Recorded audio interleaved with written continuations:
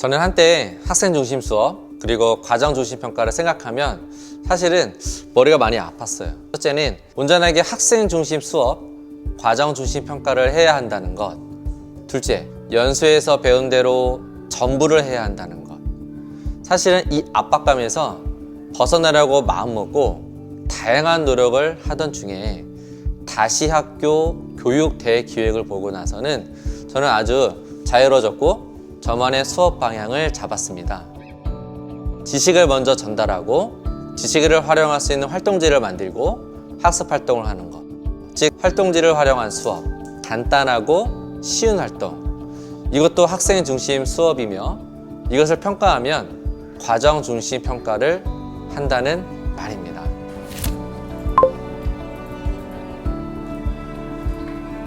(2020년에는) 한 가지 쉬운 것 바로 질문하기를 했습니다. 성취 기준을 보면 학습 요소가 있어요. 그것을 기본적으로 학생들에게 질문을 합니다. 그런데 답변하는 그 시간에 학생 중심 수업이 이루어지는 것이고 일종의 질문이 있는 교실을 구현하는 것이었습니다.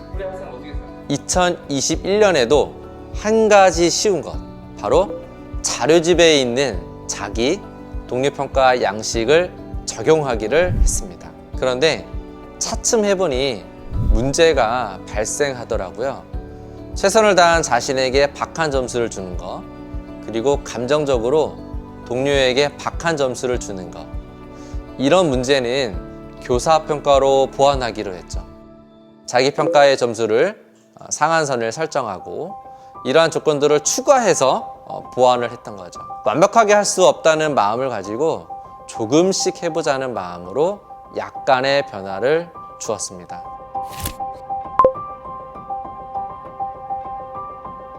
매년 2월이 되면 제가 가르쳐야 할 과목 설계를 시작합니다. 현재 저는 한국사와 빅히스토리를 가르치고 있습니다. 과학과 역사를 융합한 과목인 빅히스토리 과목은 교과서가 지금은 존재하지 않습니다. 교육과정 설계 단계에서 저는 가장 먼저 동료 교사와 소통했습니다. 인해서 분위기가 부족한 지식 그리고 새로운 수업 방법을 보완하기 위해서 여러 교과의 동료 교사와 소통을 했던 것이죠. 더불어 수업평가 나눔 교사단에서 활동하며 여러 과목의 수업 참관에서 배운 것도 큰 도움이 되었습니다. 이를 토대로 교육과정을 구성했습니다.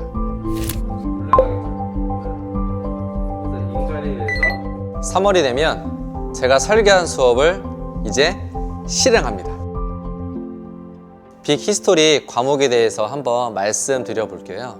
과학적 지식을 역사적, 사회적 관점으로 해석하여 융합적인 방식으로 수업으로 해야 하기 때문에 수업 설계와 실행도 쉽지 않은 과정이었죠. 수업 실행 단계를 생각해 보면 첫 번째, 학습자 분석을 기초로 가르칠 지식을 하루 전에 읽고 보충 설명을 교재에 적었습니다. 두 번째, 수업날에 학생들의 눈을 보았습니다. 이해하고 있는 눈이면은 그대로, 이해 못하고 있는 눈이면 다시 설명하는 방식으로 수업을 진행했습니다. 일상적으로는 학생들의 반응을 관찰하고 좀 더 명확하게 학생들의 학습 과정을 관찰하기 위해서는 질문 작성이란 방법을 사용했습니다. 딱 질문 두 가지만 쓰고 그리고 이제 잠깐만 대기할게요. 순수하게 궁금한 거 쓰면 돼. 쓰라고 할 때 그냥 생각나는 대로 그냥 쓰면 돼. 너무 고민하지 말고. 세 번째, 활동지를 작성하는 시간을 가졌습니다. 이때 저는 또 질문을 합니다. 활동지를 작성하는데 학생들이 이해할까? 이해하지 못할까? 이해한다면 그대로, 이해 못한다면 개별적으로 설명하는 방식으로 이러한 수업을 진행했습니다.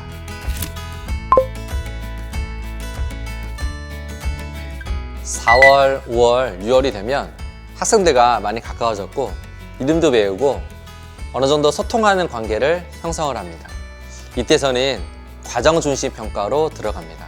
제가 생각하는 과정 중심 평가란 화려하고 웅장한 것이 아니라 심플하고 소박한 것, 이것이 바로 과정 중심 평가가 될 수 있다고 생각합니다. 우선 간단한 활동을 합니다.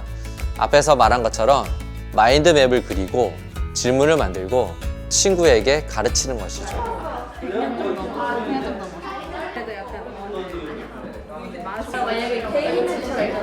그 후에는 자신의 생각을 정리해야 하는 활동지를 작성합니다. 실제로 빅 히스토리에서 수업한 활동지를 말씀드리면 타임라인 그래프 구성하기, 탄소 배출권 거래제 칼 포퍼식 토론하기, 프레탈 도형 디자인과 실제 사례 찾기, 사회과학 별자리 융합적으로 표현하기 등이 있습니다. 더 나아가 자신이 작성한 활동지를 토대로 자기평가, 동료평가를 실시합니다. 학습과 평가를 일치시키는 것이죠. 저는 이 부분에 심혈을 기울이는 편인데요. 자기평가는 수업 준비, 참여 발표에 대해 스스로 평가하는 것입니다. 학생들은 자신의 위치를 파악하고 어떤 활동을 했는지도 파악하는 데 유용합니다. 동료평가는 수업 준비, 참여 발표에 대해 동료를 평가하는 것입니다. 동료들의 발표를 듣거나 팀으로 프로젝트를 수행하거나 한계에 달하는 정도의 활동지를 작성을 끝날 때 평가를 하는 것입니다. 평가자 입장에서 동료들의 배울 점을 파악할 수 있고 발표, 프로젝트 활동지를 작성할 수 있습니다. 평가가 끝나면 이제는 피드백을 합니다. 피드백은 수업 때 순회하면서 하거나 활동지 작성 내용을 보고 코멘트를 달아줍니다. 이때 피드백의 주안점은 지식을 올바르게 수정하고 깊게 생각할 수 있는 질문을 적어주었습니다. 이러한 피드백 효과는 학생들의 사고를 확장시킬 수 있었던 큰 장점이 있었습니다.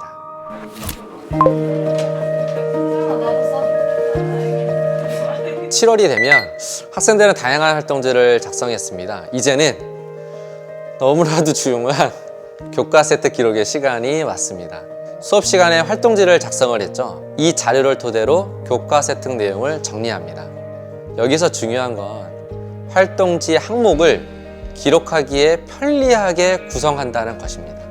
예를 들어서 자료조사, 문제점 찾기, 분석하기, 원인 찾기, 해결 방안 제시하기로 구성하면 나중에 기록할 때 이 순서대로 기록하면 되니까 좋더라고요. 즉 평가와 기록을 염두에 두고 수업을 설계하고 실행하는 것입니다. 때로는 학생 개인과 면담했고 더 자세하게 기록할 때도 있었습니다. 그런 학생들은 당연히 매사 수업에 최선을 다했거나 동료 평가에서 우수한 점수를 받았던 학생들에 한해서 심층적으로 작성해 주었습니다. 이제 기록이 끝나면 과정 중심 평가도 마침표를 찍을 때입니다. 드디어 안도의 숨을 쉬고 박수를 치는 거죠. 매 수업마다 인엽쌤이 진짜 준비를 많이 하셨구나가 매 수업마다 느꼈어요. 그냥 교과서에만 보고 넘어갈 수 있는 내용을 다양하게 활동으로 해가지고 한다던가 자료를 찾아보고 생각을 적는다던가 이러한 다양한 체험을 통해서 하는 걸 보고 선생님이 이 수업에 되게 준비를 많이 하셨구나, 이렇게도 체험을 할 수 있는 그런 개념이었구나를 느끼게 되었습니다. 선생님이 알려주신 지식으로 사고력 확장을 시키고 다양한 활동을 하면서 다양한 기록들이 축적이 되어가지고 그거를 통해서 평가를 할 수 있었던 것 같습니다. 제가 이제 문과 학생이에요. 그러다 보니까 옛날부터 인문학 위주로 공부를 했었고 책도 인문학 위주의 독서를 했었어요. 그런데 이제 빅히스토리라는 수업 자체가 인문학적인 소양이랑 과학적 소양을 모두 다 기를 수 있는 과목이란 말이에요. 이 수업을 하고 나서 제가 이제 문과를 선택하고 인문학 위주의 수업을 듣겠지만 앞으로도 과학을 멀리하지 않을 수도 있겠다는 생각이 들었습니다. 또 하나의 특징이라면 자기평가와 동료평가가 있을 텐데요. 평가를 하면서 평가자의 마음을 더 깊이 이해할 수도 있었고, 그리고 평가를 하다 보면 친구들 책을 다 보게 되는데 보면서 진짜 와 정말 잘했다 싶은 친구들의 활동도 있고 이건 조금 부족한데 싶은 것들도 있는데 그런 것들을 제가 스스로 평가하면서 저 자신을 반성할 수 있는 계기도 되고, 또 그렇기 때문에 다음번 활동 때는 이 친구가 이런 점을 좀 본받아서 나도 조금 더 발전해보자 이렇게 해가지고 점점 더 활동을 하면 할수록 발전됐던 것 같습니다. 그렸던 거 있죠? 그러한 방식으로 여러분들이 인생을 살아야 돼요. 어떨 때는 누군가한테 기대고, 그죠? 자기가 혼자 살 수 없어요, 알았죠? 그걸 좀 깨달았으면 하는 생각이었고, 자, 이제 실제로 여러분 거기 이제 70페이지에 보면, 자, 우리가 이제 프랙탈 도형을 디자인을 해봤고, 이제 뭐 할 거냐면, 실제 사례를 찾는 거예요. 사실은 저는 아직도 많이 부족합니다. 하지만 지금도 동료 교사와 소통하기 위해 먼저 대화를 시도하고 있고, 제가 수업하는 교과와 관련한 최신 책을 읽고 다양한 수업 방법을 볼 수 있는 자료집 등을 살펴보면서 노력을 하고 있습니다.